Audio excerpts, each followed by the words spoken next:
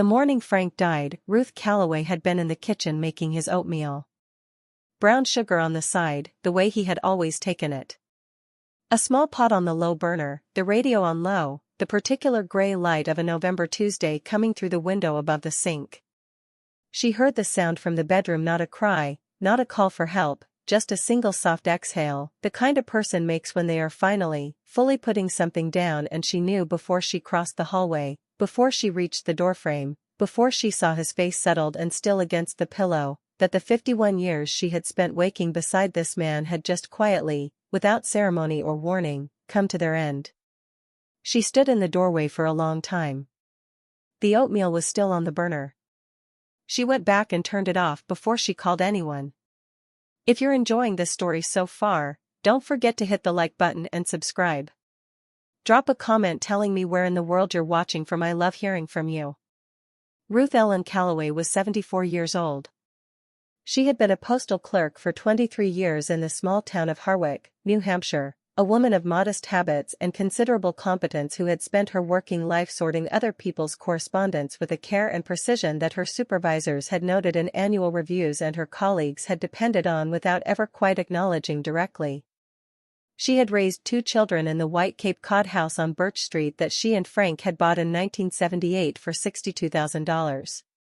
She had kept a vegetable garden every summer since she was 30 years old. She made her own bread on Saturdays. She read a book a week, always had, and kept them on shelves organized not by author or title but by the year she had read them, so that she could look at any shelf and remember exactly where she had been in her life when those particular stories had found her. Frank had been a high school shop teacher for 37 years. A patient, quiet man who built birdhouses in the garage on weekends and could fix almost anything mechanical with a patience that bordered on the meditative. He was not a man who raised his voice or wasted words, and he had loved Ruth in the same way. He approached everything steadily, without drama, with a deep and consistent attention that she had come to understand only in his absence was the rarest possible gift. They had not been a glamorous couple. They had been a real one, which is something considerably harder to come by and considerably harder to lose. Their son Daniel was 47. He lived in Boston, worked in commercial real estate, and had his father's broad build and his mother's organizational mind, though he applied it primarily to the accumulation of property and the management of other people's assets. He was not an unkind man. He was a practical one, which in Ruth's experience often amounted to the same thing when the situation required something other than practicality. He called on Sundays, usually. He had visited 4 times in the last year, which was more than usual, though 3 of those visits had coincided with conversations he needed to have about what he referred to as forward planning. Their daughter Carla was 43 and lived 40 minutes away in Concord. She visited more often than Daniel, which Ruth appreciated, though she had learned over the years to read the particular quality of Carla's attention, the way her eyes moved around a room cataloging its contents, the way certain silences in their conversations held the shape of things she was building up to saying. Carla had married well, as people used to say, a phrase Ruth had always found revealing in its assumption that marriage was primarily a financial transaction with romantic elements attached. Her husband Jeffrey managed a small investment firm and had the bearing of a man who had never in his adult life been genuinely uncertain about anything, which Ruth found exhausting in small doses and impossible to imagine in large ones. Frank's funeral was held on a Friday, 6 days after he died. The church was full, which would have embarrassed him. He had never wanted a fuss. Ruth sat in the front pew and accepted the condolences of people she had known for decades with the careful composure of a woman who has learned that grief, like most things that are genuinely enormous, is best managed in private. She smiled when smiling was called for. She accepted the casseroles and the flower arrangements and the cards with pressed, uncertain handwriting that people reach for when they do not know what else to offer. She thanked everyone sincerely and meant it. And then she went home to the white Cape Cod house and sat in the kitchen and let the silence come in. It came in completely. The way water fills a room from the floor up, filling every corner, every space where sound had previously lived. 51 years of another person's presence, his voice, his footsteps, his particular way of clearing his throat before he said something he had been thinking about for a while, and then nothing, Just the refrigerator hum and the radiator click and the sound of her own breathing in a house that had become, overnight, too large. Daniel arrived the following Tuesday. He drove up from Boston with a briefcase and a suit he had worn from the office, which told Ruth everything she needed to know about how he had categorized this visit in his mind. He made coffee, which she let him do, and sat across from her at the kitchen table with the careful, measured energy of a man who has prepared remarks. He was, he said, concerned about her situation. Not about her grief. He acknowledged the grief. Briefly and with genuine feeling, but about the practical realities of what her life looked like going forward.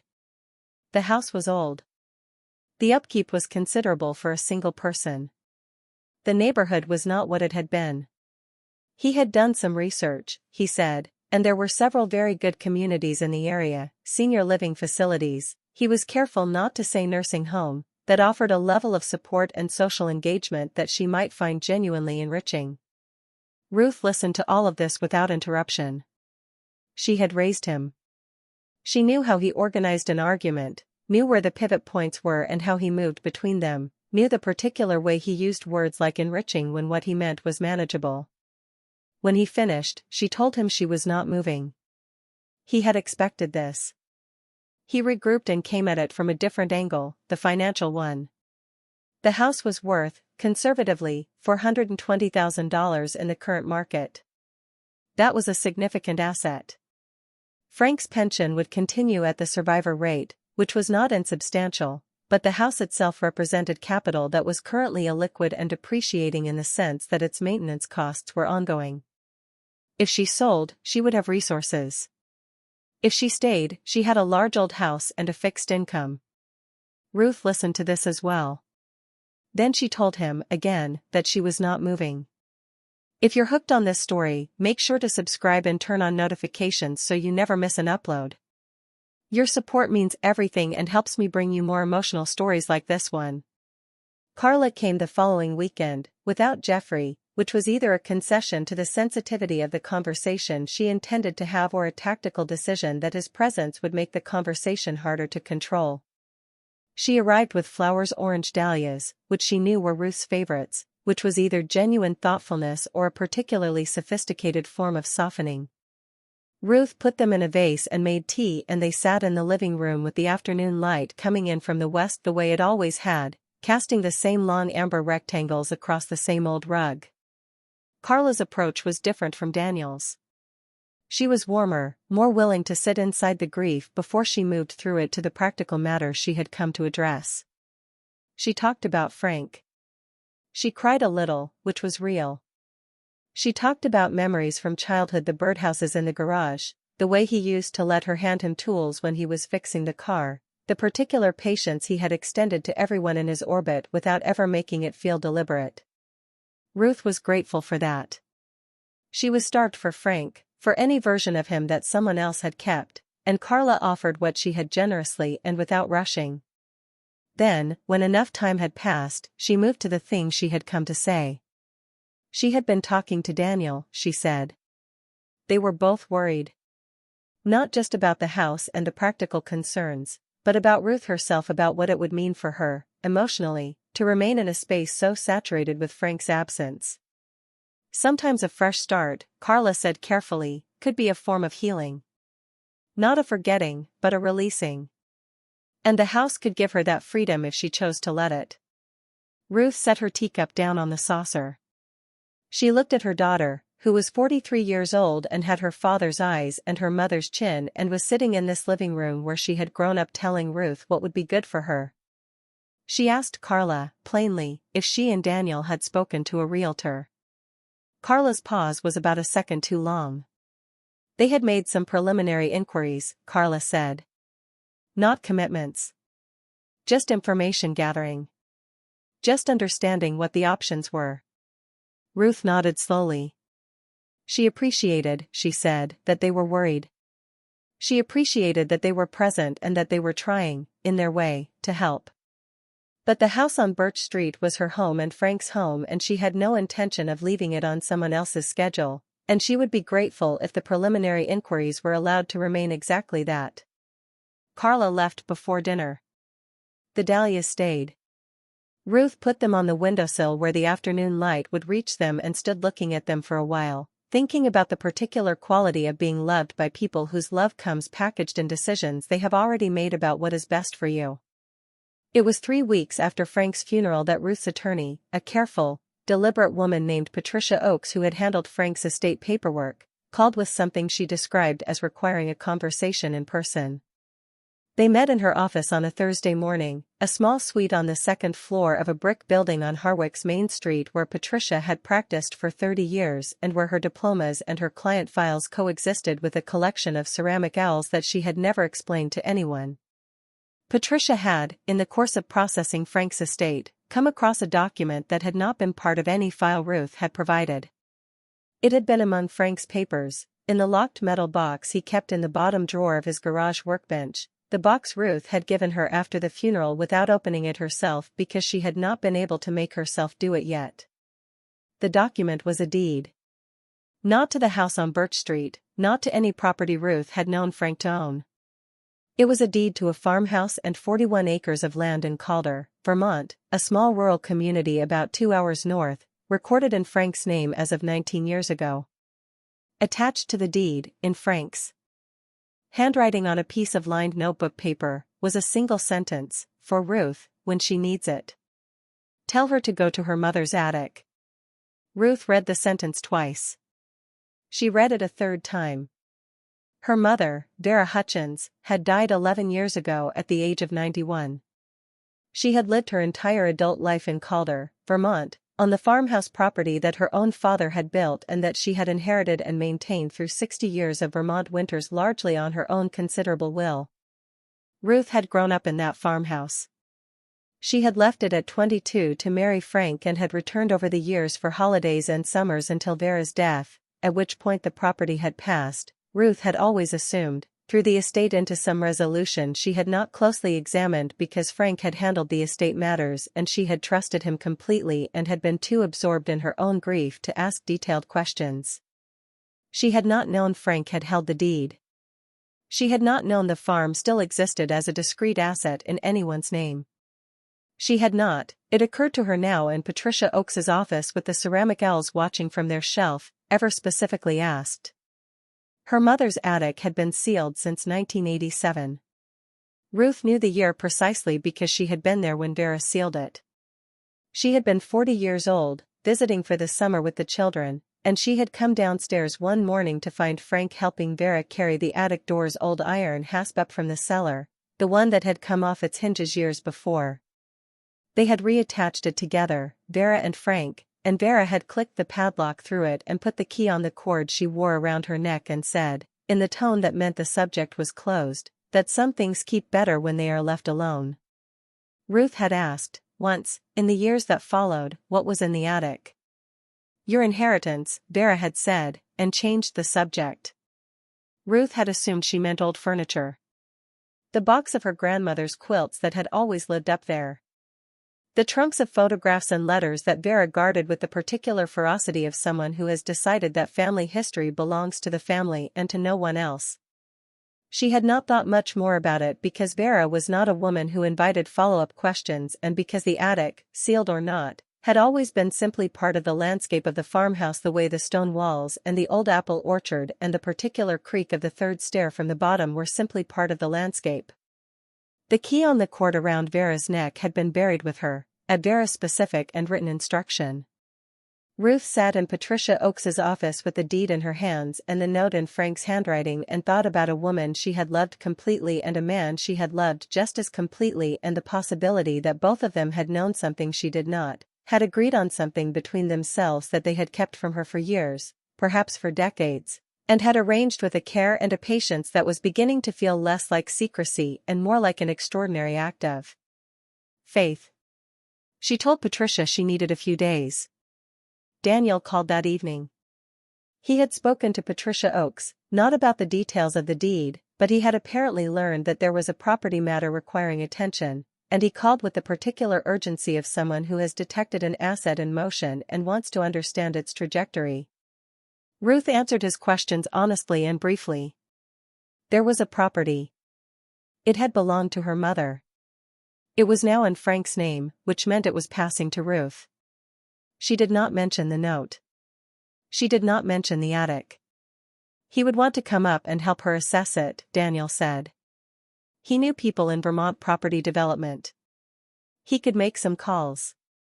Ruth told him she appreciated it and that she would let him know. She did not let him know. She did not call Carla either, though she understood that Carla would hear about it from Daniel within 24 hours and would call on her own, which happened at 9:15 the following morning. Carla was warm about it. She was curious, she said, naturally, and also a little concerned. Rural Vermont farmhouses, especially older ones, could represent significant liability in terms of deferred maintenance and environmental compliance. She knew Jeffrey had contacts in New Hampshire real estate who might be able to give Ruth a realistic picture of what she was looking at. She just wanted to be helpful. Ruth thanked her and said she would be in touch. She packed her car on a Saturday morning 3 weeks after the meeting with Patricia Oakes. Not everything, the house on Birch Street was staying as it was. She was not ready to change anything there yet, possibly not for a long time. She packed for a stay of uncertain length. Practical clothes, her books, the framed photograph of Frank she kept on the nightstand, her mother's old recipe box that had sat on Ruth's kitchen shelf for 11 years because she had not been able to bring herself to put it anywhere else. A change of good boots. Her grandmother's green wool blanket. She drove north on a Saturday in late November with the Vermont hills going gray-brown and bare on either side of the interstate, the sky low and the color of pewter, the kind of November sky that does not make promises. She had the deed on the passenger seat and Frank's note in her coat pocket, next to her hand. She did not call Daniel or Carla to tell them she was going. She thought about Frank for most of the 2 hours. About what he had known and when he had known it. About the quiet, consistent way he had moved through their life. Together, making things right before they needed to be asked about, fixing what was broken, setting aside what might be needed. He had bought the farm 19 years ago, which meant he had held this deed for 19 years without telling her, which meant at some point in their marriage he had talked to Vera, or Vera had talked to him, and they had agreed on something together and had decided that Ruth would find it when she needed to and not before. She was 74 years old. She had just buried her husband of 51 years. She had 2 adult children who were, in their various ways, already circling the question of what was to be done about her. She was driving north to a farmhouse she had not set foot in for 11 years, carrying a note that said her dead husband thought she needed it, and somewhere inside the sealed attic of that farmhouse was something her dead mother had called her inheritance. She was not, she decided, afraid. She was something else, something harder to name, something that sat between grief and the particular alertness of a person who has just understood that the story they thought they were in is considerably larger than they realized. The turnoff for Calder came 40 minutes past the state line. She had not needed the GPS. Her hands knew the roads. Calder, Vermont, was not the kind of town that changed much between visits. Ruth had understood this about it even as a child, the way certain places hold their shape across decades while everything around them shifts, the way the landscape up here had a quality of permanence that was less about stasis than about deep roots, things grown in so thoroughly that removal would require something more than ordinary effort. The hills were the same hills. The stone walls running along the field edges were the same stone walls her great-grandfather had built clearing this land 100 years ago, each stone lifted by hand and placed with the particular care of someone who understood they were building something that would outlast them. She drove through the center of town at 4 in the afternoon on a Saturday in late November, the light already going, the temperature dropping in the way Vermont temperatures drop in late fall, not gradually but in steps, as though someone is turning a dial. The general store on the corner had a new sign, or a sign that had been new sometime in the last 11 years and had aged into looking permanent. The white church she remembered was freshly painted. The gas station that had been there since the 1960s was still there, same pumps, different prices. A woman she didn't recognize was loading bags into a pickup truck and looked up as Ruth's car passed and held the look long enough that Ruth understood she had been noted. She turned off the main road onto Route 9 and followed it north for 3 miles before turning onto the dirt track that led to the farm. The track was longer than she remembered, Or perhaps the trees on either side had grown enough to make it feel longer, the branches bare now and reaching across from both sides like the arms of people who want to hand something off without quite closing the distance. The ruts were deep. Her car moved through them carefully. And then the tree line broke and she was in the clearing and the farmhouse was in front of her and she sat with the engine running for a moment before she could make herself turn it off. The Hutchins farmhouse had been built in 1901 by her great-grandfather Elias Hutchins, who had come to Vermont from western Massachusetts with his wife, a wagon, and what family stories described as an unreasonable confidence in his own capacity for hard work. The house was post-and beam construction, dark timber and white clapboard, 2 stories with a steep roof and a long covered porch running the full width of the front face. A woodshed stood attached to the eastern side, which was how it was done in Vermont. You connected everything so you could move from house to barn to woodshed without going out into the weather. The barn itself stood 50 yards back, its red paint faded to a soft terracotta, its big sliding door closed. The house was standing.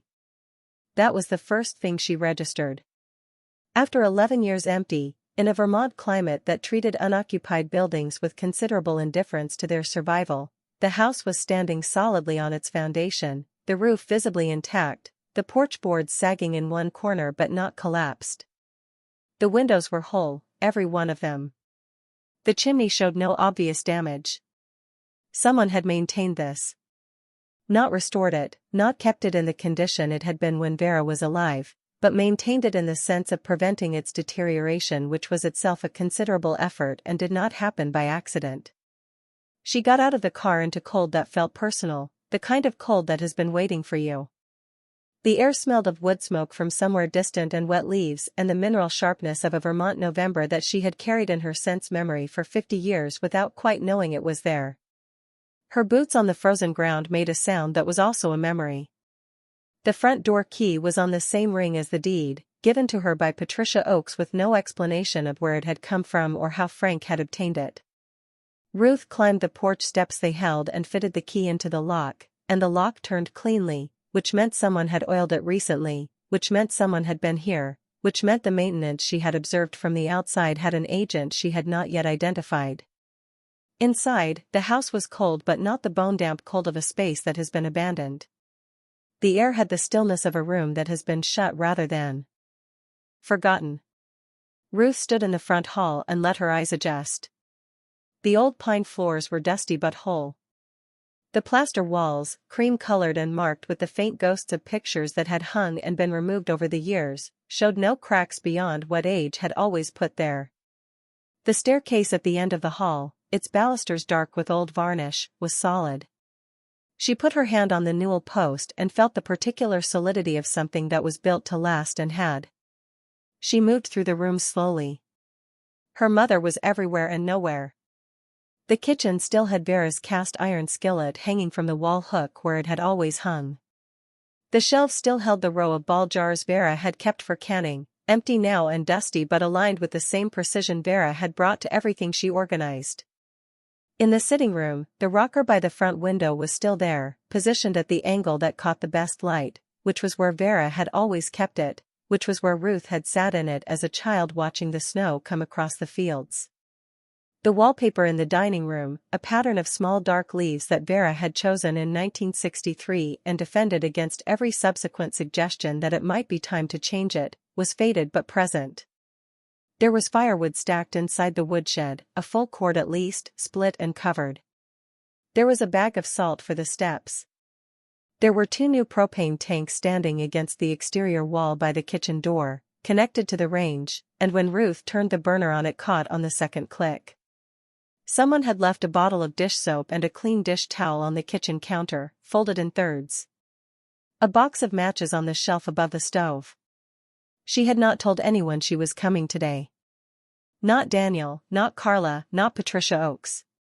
She stood in her mother's kitchen with the burner burning its small blue circle of flame and understood that whoever had done this had not needed to be told she was coming today because they had been keeping the house ready for some time, waiting for the day when Ruth would appear, not knowing when that day would be, maintaining the readiness anyway.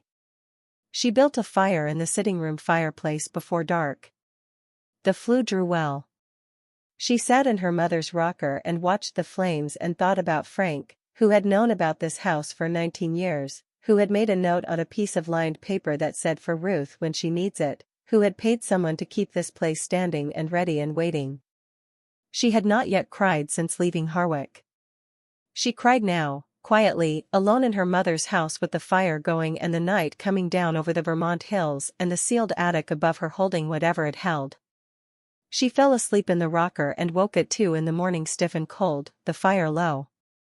She added 2 logs and went to make herself tea, and while the kettle was heating she looked up at the ceiling. The attic access was through a door at the top of the main staircase, and the old iron hasp and padlock were up there in the dark, and she thought about the key that had gone into the ground with Vera 11 years ago and whether a padlock that had been locked since 1987 could be opened by any other means and whether she was prepared for what might be on the other side of it.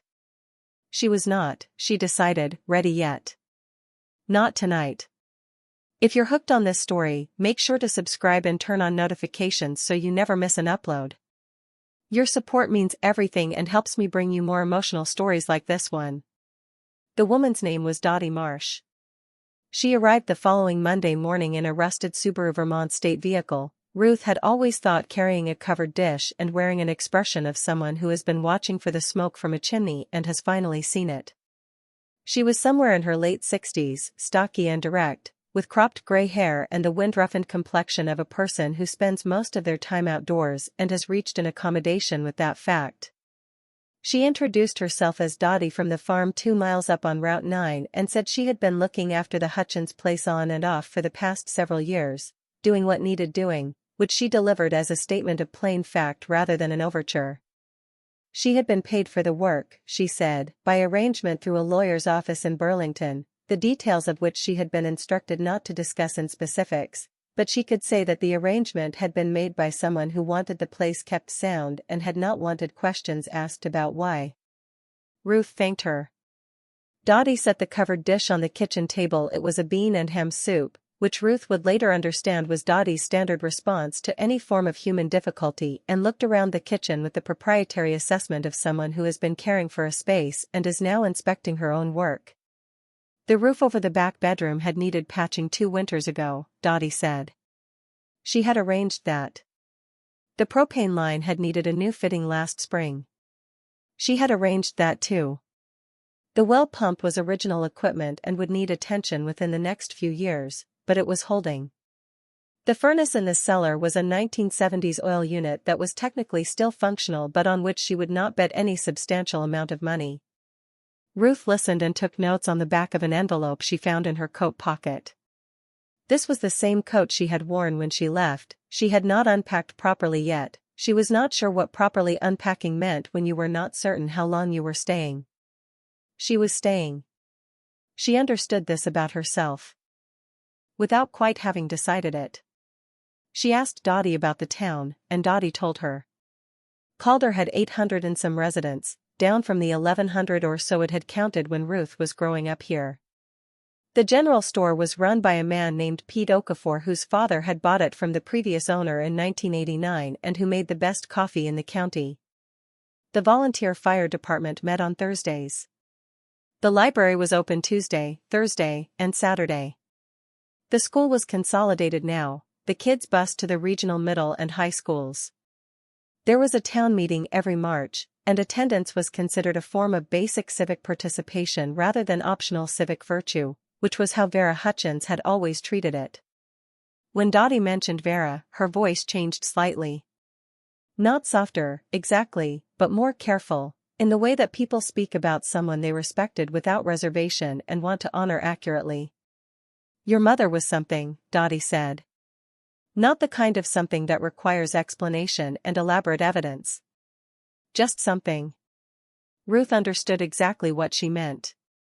Vera Hutchins had been widowed at 44 when Ruth's father Theodore had died of a heart attack in the lower field while bringing the last of the hay in for winter. Ruth had been 17. She had watched her mother absorb that loss with a quietness that Ruth had mistaken at the time for toughness and had come to understand over the following decades was something more complex, a decision, made early and held to without wavering, that life was going to continue and that the quality of its continuation was a matter of daily choice rather than circumstance. Vera had run the farm alone for the next 47 years. She had taken in boarders through the 1970s to supplement the income.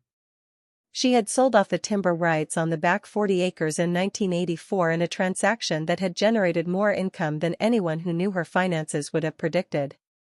She had kept the house and the remaining land through every economic pressure that had stripped farms from families across Vermont, and she had done it without asking anyone for help and without explaining her methods to anyone's satisfaction. She was, as Dottie said, something. Dottie left the soup and came back the following day with 2 more women from the town, Marion from the church and a younger woman named Jo who ran the post office and had grown up hearing about the Hutchins place. They arrived without announcement and stayed for 2 hours, and in that time Ruth understood something important about small towns that she had half forgotten in the decades she had spent in larger ones, that the particular attention they direct toward newcomers and returnees is not curiosity in the ordinary sense but a form of integration. An assessment not of whether you are acceptable but of what you need and how the community might quietly arrange to provide it. By the end of that first week, the sitting room fireplace was drawing properly because a man named Gordon from 2 properties over had come by unsolicited with the right tools and cleared a bird's nest from the flue cap. Pete Okafor from the general store had called to say he kept a tab for the Hutchins account, which he pronounced as though it had never been inactive, and that Ruth should feel free to add to it. The librarian, a young woman named Sarah who had moved to Calder from Burlington 3 years ago and therefore still possessed the energy of someone who had chosen to be here rather than simply arrived by birth, had left a box of recently returned books on the porch with a note that said she had guessed at Ruth's taste based on the shelves inside the house, and was she close? She was very close. Ruth read 2 of the books that first week, which was how she knew she was going to be all right. Daniel called on Thursday. He had heard, he did not say from whom, but Ruth suspected Carla, who had heard from Patricia Oakes, who had not been instructed to keep Ruth's whereabouts confidential and apparently had not that Ruth was in Vermont. He was not angry. He was something more uncomfortable to manage than anger. He was concerned, which was his native emotional register, delivered now with an added layer of perplexity that she had done something without consulting him. What was she planning to do up there, he asked. Stay for a while, she said. It was November, he pointed out. In Vermont. She had grown up in Vermont, she reminded him. She was aware of the calendar. He said he wanted to come up and see the property. She said she would let him know when that would be convenient. He heard, correctly, that convenient was doing considerable work in that sentence. Carla called the following morning. She was gentler about it but arrived at the same destination. What was Ruth's plan? What did she need? Had she thought about the winter? Was she being practical? Ruth listened to all of it with the same patience she had been applying to her children's concern for the past 3 weeks and told Carla honestly that she was fine, that the house was sound, that the neighbors were kind, and that she had made no decisions about anything beyond the immediate future, which was how she intended to operate for the time being. After she hung up she sat with her tea and looked out at the barn and the fields beyond it, everything gray and brown and still under the November sky, and thought about what practical meant when you were 74 and you had just buried your husband and your children were arranging their worry around a shape that had less to do with your well-being than with the inconvenience your well-being's uncertainty created for their own plans. She did not think this unkindly. She thought it accurately, which is a different thing. She began exploring the house properly in the second week. Not the way a stranger explores an unfamiliar space but the way you move through a place you once knew completely and are now relearning with the particular doubling of memory and present observation, always measuring one against the other. She found things she had forgotten and things she had not known were there. In the dining room sideboard, a collection of her grandmother's silver-plated serving pieces wrapped in green felt, untarnished because Vera had kept them that way, had polished them regularly for decades whether they were being used or not because that was what you did with things worth keeping. In the cellar, behind the old furnace, 3 shelves of Vera's canned goods from years that predated her death, labeled in Vera's precise handwriting: green beans, 2009, tomatoes, 2011, apple butter, 2012, still sealed, still good in the way that properly canned goods from careful hands stay good.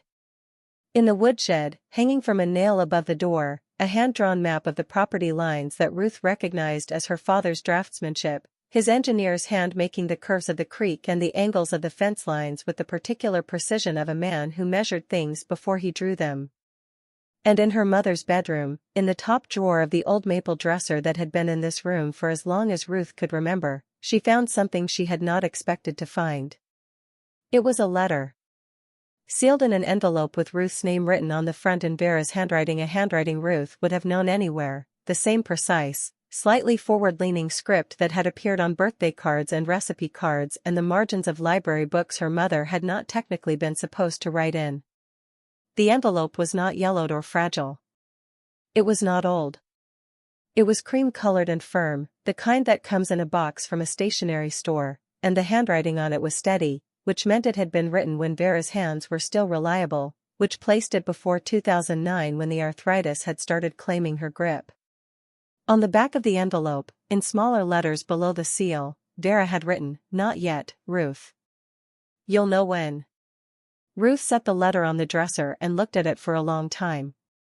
She did not open it.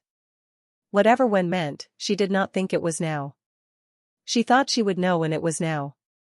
She thought perhaps she had not yet understood enough to be ready for what the letter contained, and that Vera, who had known her better than most, had understood this and accounted for it. She put the letter in the drawer and went downstairs and made dinner and thought about her mother and thought about Frank and thought about the attic above her, sealed since 1987, holding whatever it held, and felt the first clear conviction that what was up there was not simply old furniture and boxes of quilts, that it had never been only that, and that she had been brought here specifically and deliberately to find it. She was not yet sure she knew how. The attic door was at the top of the main staircase, set into the wall to the left of the landing. The iron hasp was exactly as she remembered it, heavy, dark with age, fastened with a padlock that was not the original lock from 1987 but a newer one, replaced at some point in the intervening years, its body solid and its shackle unrusted, which meant it had been changed deliberately, which meant someone had thought about it, had decided the old lock was insufficient or failing and had upgraded it. A lock on a sealed space that no one was supposed to open, maintained and upgraded over decades. Ruth stood at the top of the stairs and looked at it and felt the weight of intention behind it like a physical thing. She tried the hardware store in Calder first, on a Tuesday morning in early December when the temperature had dropped to 12 and the fields were white with the first real snow. The man behind the counter was in his 70s, introduced himself as Walt, and had been opening that store every morning for 40 years. She described the lock. He looked at it when she brought him up to the house to see it. She had not asked him to come, he had offered, which was how Calder operated, and he said it was a good lock, a quality lock, not something you could cut without serious equipment, and that the key for it would be specific, a blanked key cut to a code that the manufacturer held. Could the code be obtained, she asked. With proof of ownership, yes, Walt said. Through the manufacturer. It would take some time. She ordered it that afternoon through the manufacturer's website, uploading the property deed as her proof of ownership, paying the processing fee, adding her address at the farmhouse, and settling in to wait. In the meantime, she kept exploring. She went through her father's papers in the cellar filing cabinet, which was where Theodore Hutchins had kept every document he had ever considered important, organized with the same engineer's precision as his property maps. She found the original construction records for the house, the deed from 1901, her grandparents' marriage certificate, her parents' marriage certificate, her own birth certificate, and a file labeled simply Farm Records, 1940 to 1970, which contained 30 years of planting logs and income records in her father's hand, a meticulous accounting of a life built from the soil up. She found no reference to the attic. She had not expected one. She found, tucked into the back of the farm records file beneath everything else, a single index card in handwriting she did not recognize. Not her father's, not her mother's, not anyone's she could immediately place. The handwriting was older in style, a formal cursive that suggested a different era of penmanship instruction. On the card, 6 words. What Vera keeps, she keeps for reason. Ruth turned the card over. Nothing on the back. No date, no signature. She held it in the cellar light and read it again and thought about the word keeps, present tense, as though whoever had written this had done so while Vera was alive and had expected it to be read while she was still alive to ask, and had perhaps misjudged the timing, or had perhaps understood perfectly that the timing would not be what anyone expected. She put the card with the letter in her coat pocket and carried both of them with her for the rest of the week. The key arrived on a Thursday, 17 days after she ordered it. She held the small envelope in the kitchen and did not open it immediately.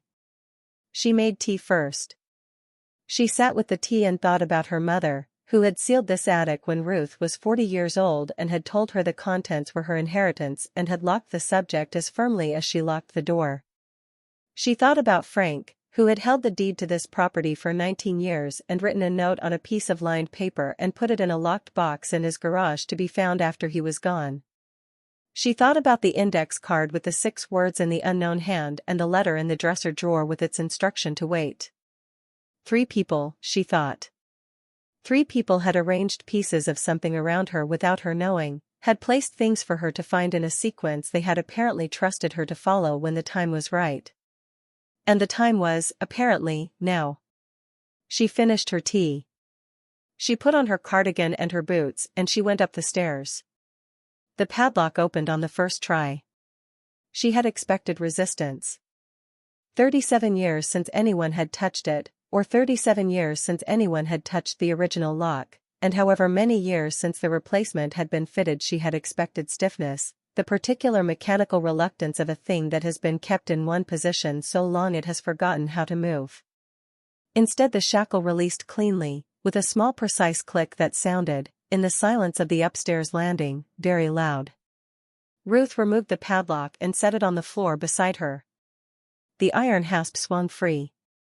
She stood for a moment with her hand on the door, not stalling, not afraid, but giving the moment its proper weight, the way you pause before reading a letter you have been waiting for because you understand that once you read it the waiting is over and something else begins. She opened the door. The attic stairs were steep and narrow, the kind built into older New England houses not for regular use but for access, functional rather than comfortable, and they smelled of old timber and dust and something else beneath, both a dry, resinous smell that she would later identify as linseed oil. The single bulb at the top of the stairs was dead, as she had expected, but she had brought a flashlight, and she switched it on and began to climb. The attic ran the full length of the house. It was not finished space. The rafters were exposed, the floor was rough planking, the single window at the far gable end was small and north-facing and admitted what light it admitted at a steep angle, but it was dry. Remarkably dry for a space that had been sealed for nearly 4 decades above a Vermont farmhouse. The ridge beam showed no water staining. The planks were sound underfoot. The cold was real, but not the cold of a space that has been wet and dried and frozen and thawed repeatedly across decades. This attic had been sealed against the weather with the same intention that everything else in Vera Hutchins's house had been sealed against it, completely, deliberately, without half measures. Ruth moved the flashlight beam slowly across the space. Along the left-hand wall, stacked with a precision that was immediately recognizable as Vera's organizational hand, were wooden crates. 6 of them, uniform in size, constructed from what appeared to be pine and sealed with fitted lids rather than nailed shut. Each crate had a paper label on its front face, handwritten, the ink faded but legible. Ruth crossed to the nearest one, crouched, and read the label, H. Hutchins. Oil on canvas. 1931 to 1948. She straightened and looked at the row of crates, counting them. 6 crates. All labeled with the same name. H. Hutchins. Harold Hutchins had been Vera's older brother. Ruth knew almost nothing about him. He had died before she was born, sometime in the early 1950s, and Vera had spoken of him rarely and briefly in the way she spoke of things that carried a grief too settled to require regular expression. He had painted, Ruth knew that much. There had been one of his pieces in the farmhouse living room when she was a child, a winter landscape that she had grown up looking at without particularly registering it as something remarkable, the way you fail to register remarkable things when they are simply the furniture of your daily life. The painting had been gone when she returned for Vera's funeral, removed at some point, and Ruth had not thought to ask where it had gone. She lifted the lid of the nearest crate. Inside, wrapped individually in brown paper and separated by thin wooden slats, were canvases. She lifted the top one carefully and unwrapped it and held it in the beam of her flashlight, and she went very still. The painting was a landscape of Vermont hillside in autumn, the kind of light that makes the hills look like they are generating it from inside rather than reflecting it from above. The handling of the paint was unlike anything Ruth had seen outside of a museum, the surface built up in layers that gave the light a physical quality, a weight and luminosity that a photograph of the painting would fail to capture because it was not only what was depicted but how the paint itself had been worked that created the effect. The canvas was signed in the lower right corner. H. Hutchins, 1943. She set it down with care and looked at the other 5 crates. Along the right-hand wall, arranged on a low wooden shelf that Theodore Hutchins had apparently built specifically for this purpose, the shelf was fitted to the wall with the same precision as his property maps, were metal boxes. Not decorative tins but functional metal document boxes, the kind with latching lids and carrying handles, 4 of them. Beside the boxes, a leather satchel with a brass clasp, its surface dry and cracked but intact. Behind her, in the far corner near the gable window, were 2 trunks.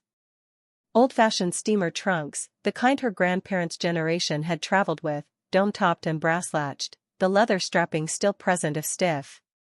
Both were closed. And in the very center of the attic floor, positioned with the deliberateness of something placed rather than stored, was a single wooden chair. On the chair, a large envelope. On the envelope, in Vera's handwriting, Ruth. Start here. She crossed to the chair and picked up the envelope and sat in the chair itself. The beam of her flashlight cast a long shadow across the attic floor. The rafters were above her and the sealed space of 37 years was around her, and the cold was settling into her bones, and she was not cold. She was something else entirely. She opened the envelope. There were 2 items inside. The first was a single sheet of paper in Vera's hand, dense with writing, dated September 14, 2006. 5 years before Vera's death. Ruth read it in the flashlight beam, slowly. Vera had written, "I am putting this here because I want you to find it in the right order. There is more to read. The letter in the dresser drawer explains the rest, but this is what you need to understand first, before anything else. What is in this room belongs to you. It has always belonged to you. I sealed it because I knew that if I left it accessible, the estate process would reduce it to an asset to be divided and distributed, and I did not trust that division to honor what these things actually are." Harold's paintings were never simply paintings. They were the whole of his life's work, carried out in obscurity and poverty and with a devotion to craft that I have never stopped believing deserved better than the world gave him while he was alive. I believe the world will eventually correct itself on that account. I have been waiting a long time for it to do so. By the time you are reading this, it may already have happened. The metal boxes contain what I was able to put aside across my life, beginning with what your father saved during the war years and continuing with what I have managed since his death. I will not tell you amounts here because amounts change and the number matters less than the understanding that it is yours, that it was always going toward you, that every year I kept this farm and kept this attic locked was a year I was adding to what would eventually find its way into your hands when you needed it most. The trunks contain Harold's journals and mine. I leave them to your discretion. There are things in mine that I have not told anyone. You are the only person I trust to understand them properly. I sealed this room in 1987 because that was the year I understood clearly that your life with Frank was going to be a good one and that you would not need any of this for a long time, and also because that was the year Harold's work began to attract the kind of attention I had been waiting for, and I did not want anything here disturbed before the time was right. Your father built this shelf. Your father built that chair. He knew what I was keeping up here and why. He agreed with me, which is all I will say about that. I love you without qualification, Ruth Ellen. I always have. Now go open the metal boxes. Ruth sat in her father's chair in the sealed attic of her mother's house and held the letter against her chest for a moment before she stood. The metal boxes opened with flat keys that were taped to the underside of the shelf, each key labeled with a number in Vera's hand. She opened the first box. It contained paper, organized in labeled folders, her mother's handwriting on every tab. The first folder held stock certificates, 12 of them, issued between 1962 and 1989 to Vera Hutchins. The companies named on the certificates were not household names, small New England enterprises from across 5 decades, but the numbers on the face of each one told a story of a woman who had invested quietly and consistently and very, very carefully across the length of her adult life. Ruth was not a financial expert. She could not calculate the current value of these certificates standing in a cold attic with a flashlight. But she understood enough to understand that what she was looking at was the accumulated saving of a woman who had lived frugally by choice for 50 years while putting everything she did not need to spend into something else. The second folder contained land documentation. A survey, dated 1971, for 17 acres along the northern boundary of the property, with a notation in her father's hand, not filed. Our decision. Keep separate. Ruth read the notation twice. 17 acres of additional land that had never been filed with the property records, had never been included in the deeds, had never appeared in the estate documentation when Theodore died or when Vera died. Land that existed on a survey and in a folder in a metal box in a sealed attic and nowhere in the official record. The second box held the gold. They were double legal coins. $20 gold pieces minted between 1908 and 1932, the kind that had circulated before the government recalled gold currency in 1933. Each coin was wrapped in a small piece of chamois leather and nestled in its own labeled slot in a fitted wooden tray, and there were 4 trays, each holding 12 coins. 48 coins in total. On the underside of the lid, in her grandfather Elias's handwriting, she recognized it from his signature on the 1901 deed, a single sentence, "For the family. Whatever comes." She lifted one coin and held it in her palm. The gold was the specific warm yellow that makes photographs of gold look inadequate, a color that is also a weight, a density that communicates something about value that is independent of market price. Elias Hutchins had bought these or saved these or been given these in the years before 1933, and Vera had kept them across 80 years of economic fluctuations and personal trials and had never spent one. Ruth placed the coin back carefully and closed the box. She sat in her father's chair and looked around the attic. The 6 crates of Harold's paintings. The metal boxes. The trunks. The leather satchel, which she had not yet opened. The winter light from the gable window going gray and thin. She thought about her mother standing in this attic in 1987, locking the door, clicking the padlock, walking back downstairs. Going on with her life. Tending the farm, planting the garden, attending town meeting, making her canned goods and her careful decisions and her quiet, consistent accumulation of things she was holding for Ruth. Year after year after year. She thought about Frank, who had known. Who had held the deed for 19 years and said nothing and written a note on a piece of lined paper and locked it in a metal box in his garage because he understood that some things need to be found rather than given, that the finding is part of what makes the thing mean what it means. She did not cry again. She felt something that was not grief and not joy but some third thing that has no clean name, the particular feeling of being known completely by people who are no longer present to know you, of being loved across time in a way that required no response and asked nothing in return. She went downstairs and built up the fire and called Dottie. Dottie came within the hour. Ruth showed her the attic. Dottie stood at the top of the stairs for a full 30 seconds without saying anything, which was, for Dottie, the equivalent of a long speech. Then she said, in a tone that was almost reverent, "Well, Vera Hutchins, you stubborn magnificent woman." Ruth called Patricia Oakes in Harwick the following morning. Patricia listened to the account of the attic's contents with the patient attentiveness of a woman who has spent 30 years hearing things that surprise her and has learned to sit inside the surprise before she responds to it. When Ruth finished, Patricia said she was going to make some calls and that Ruth should not open anything else or contact anyone else until they had spoken again. She called back within 2 hours with names. An art specialist at an auction house in New York who had a particular interest in early and mid-century Vermont painters. a certified coin and precious metals appraiser in Burlington, a land surveyor recommended by a property attorney who specialized in disputed or unrecorded acreage, a financial document specialist who could assess the stock certificates.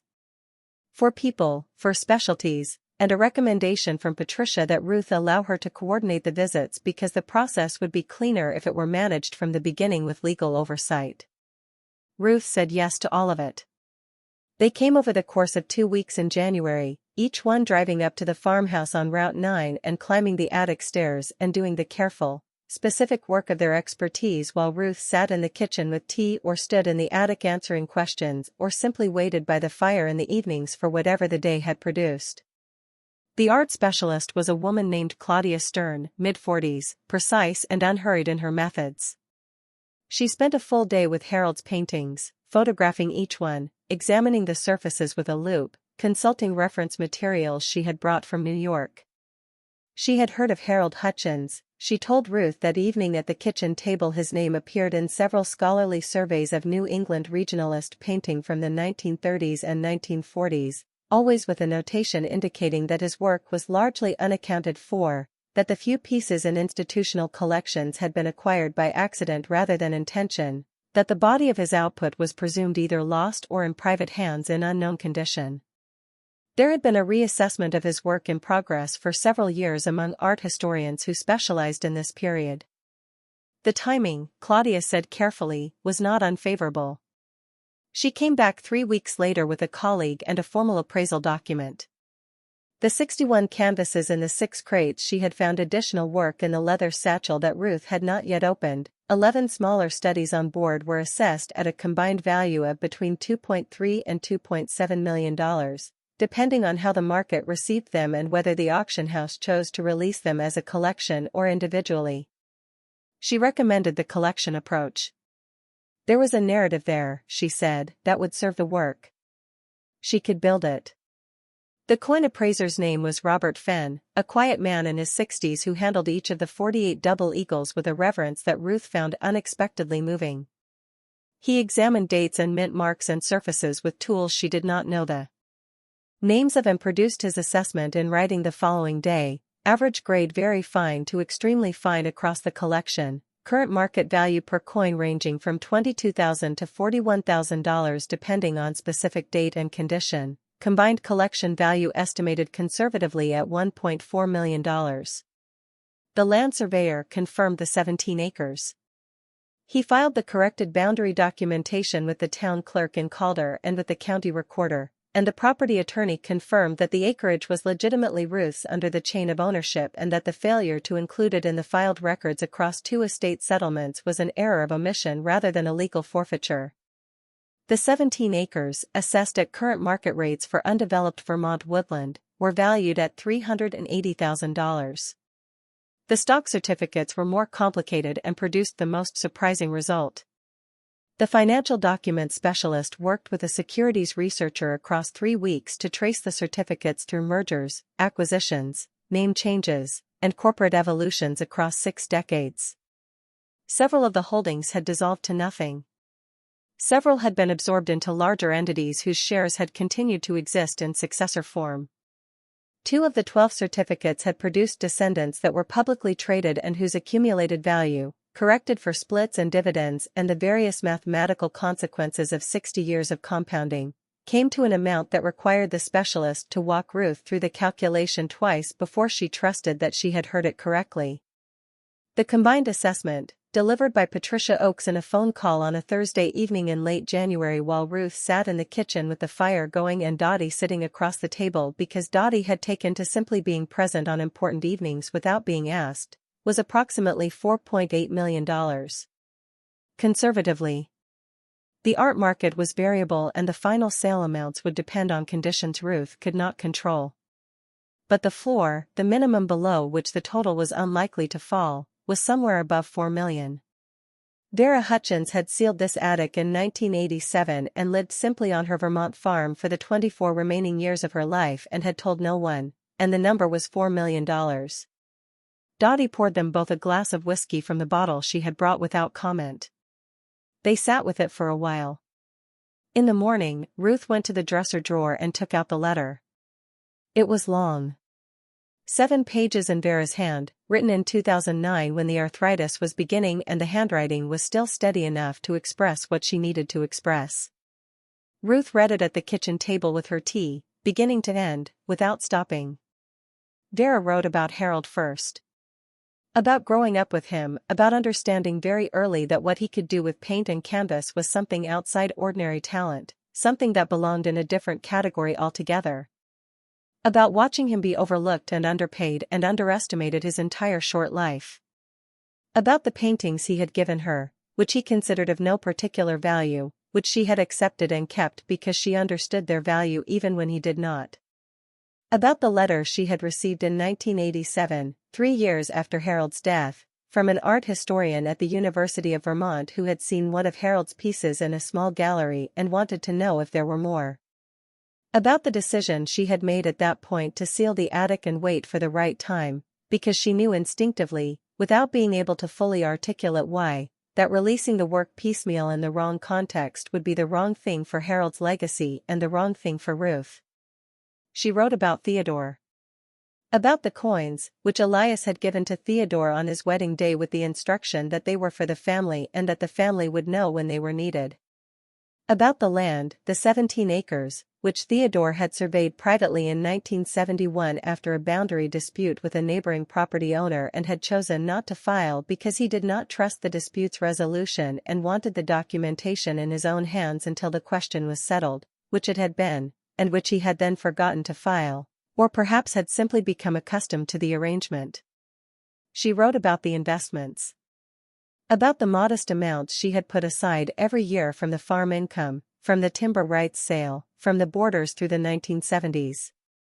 About the woman at the Calder Bank in 1962 who had told her that the certificates she was buying were speculative and probably foolish, and about Vera's decision to buy them anyway because she had read the prospectus and the woman at the bank had not and Vera trusted her own reading. She wrote about Frank. He had come to her in 2004, Vera wrote. Driven up from Harwick on a Saturday in October, without Ruth, and sat at this kitchen table and told Vera that he was worried. Not about his health or his finances or anything specific. About time. About the way time was moving and what he wanted to make sure was in place before it moved too much further.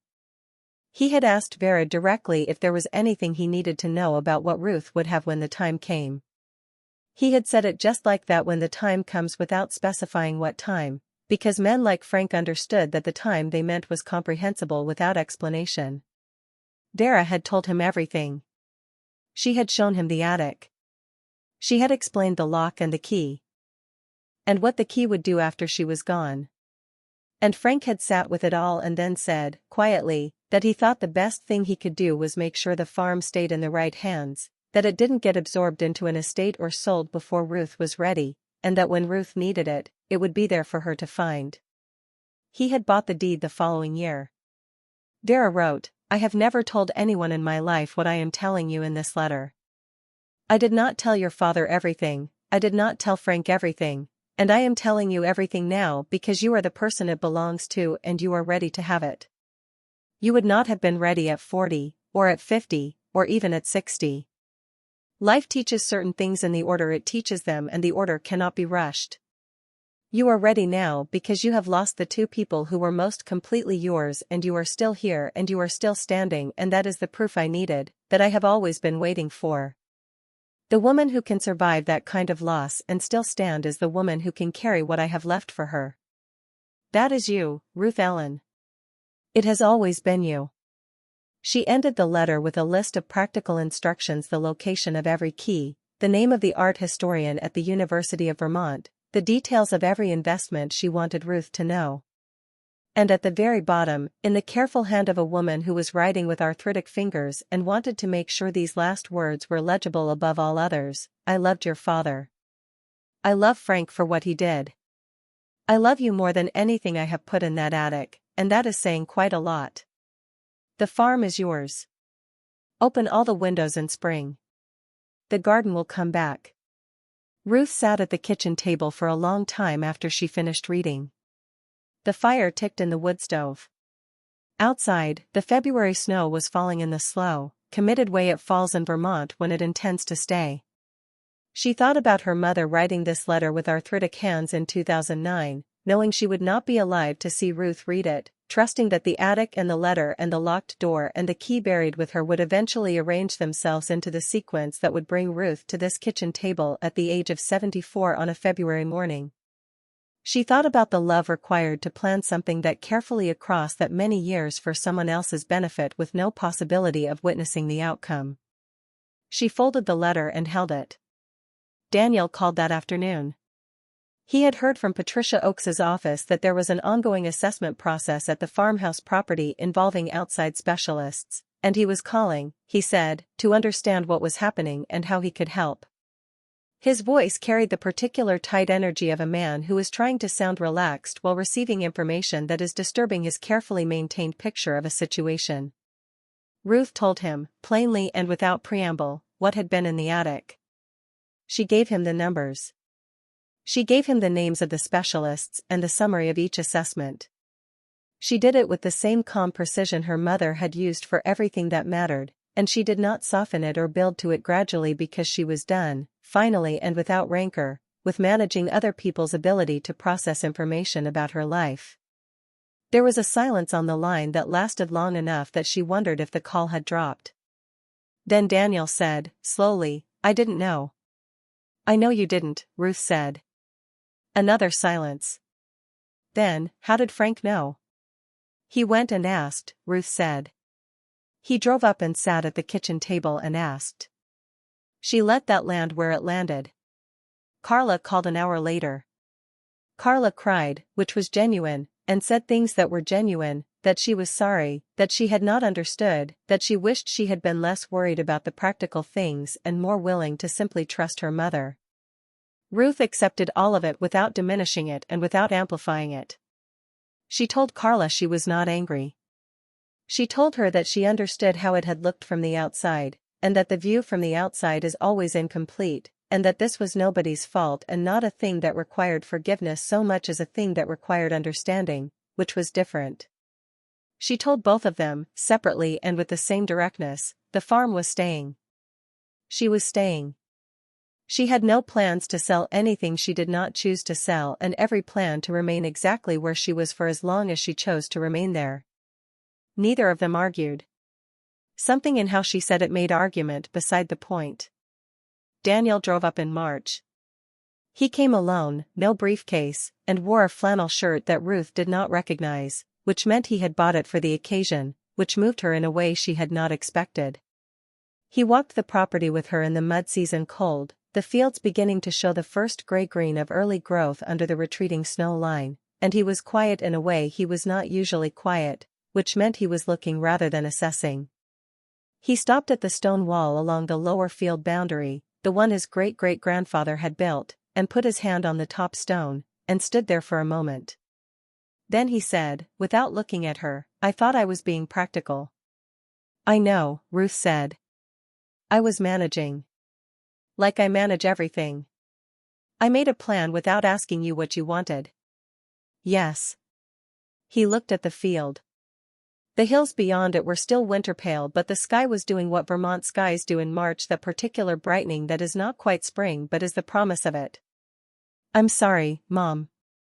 She stood beside him at the stone wall her family had built and accepted the apology simply, without ceremony, because it was given simply and without ceremony, which was the only way apologies that mean something are ever really given.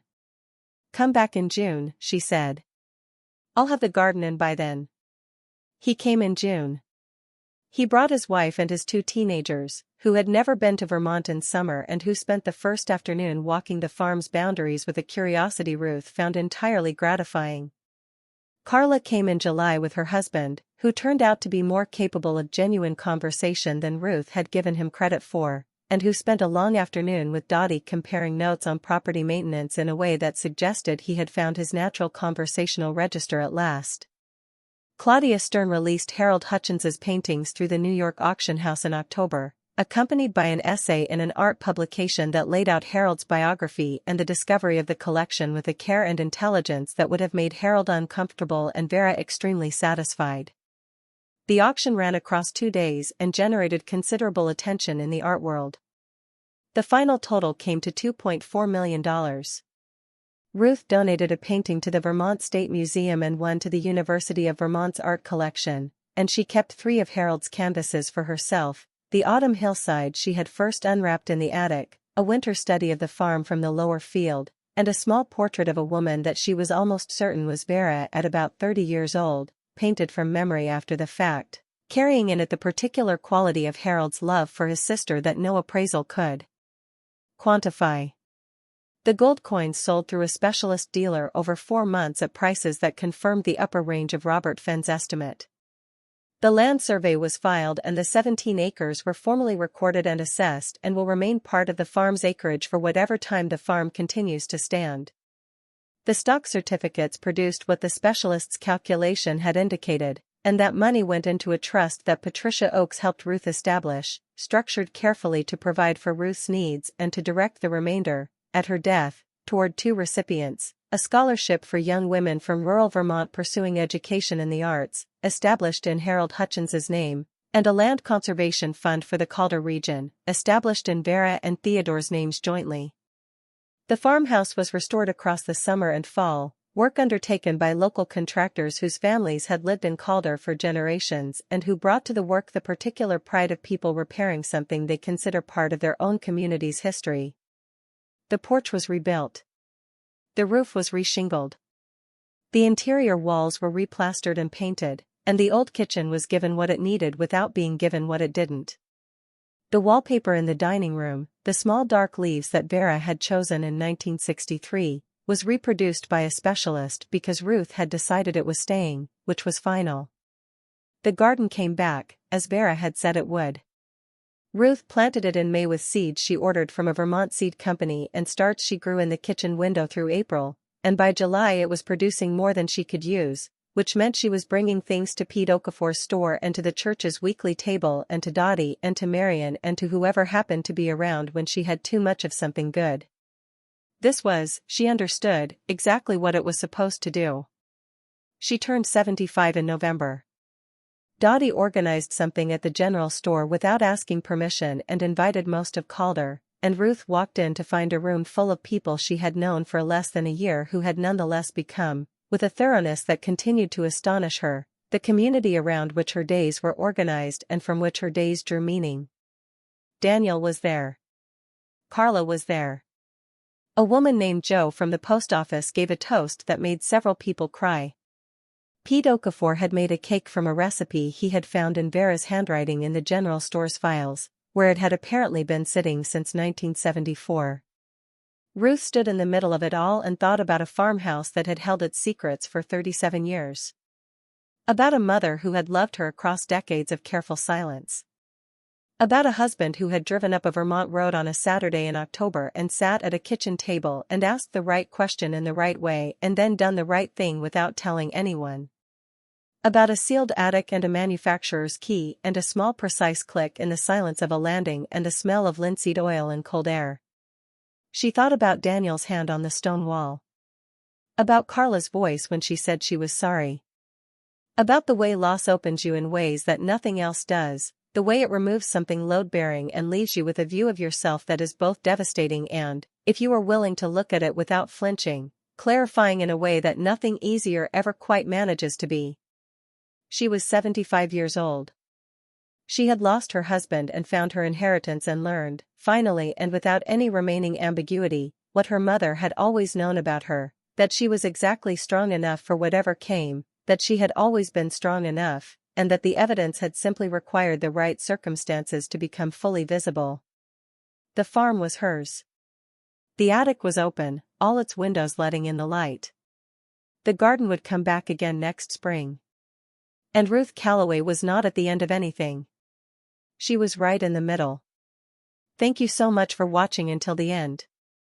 If you loved this story, check out the other videos on your screen now. I think you'll really enjoy them. And don't forget to subscribe if you haven't already.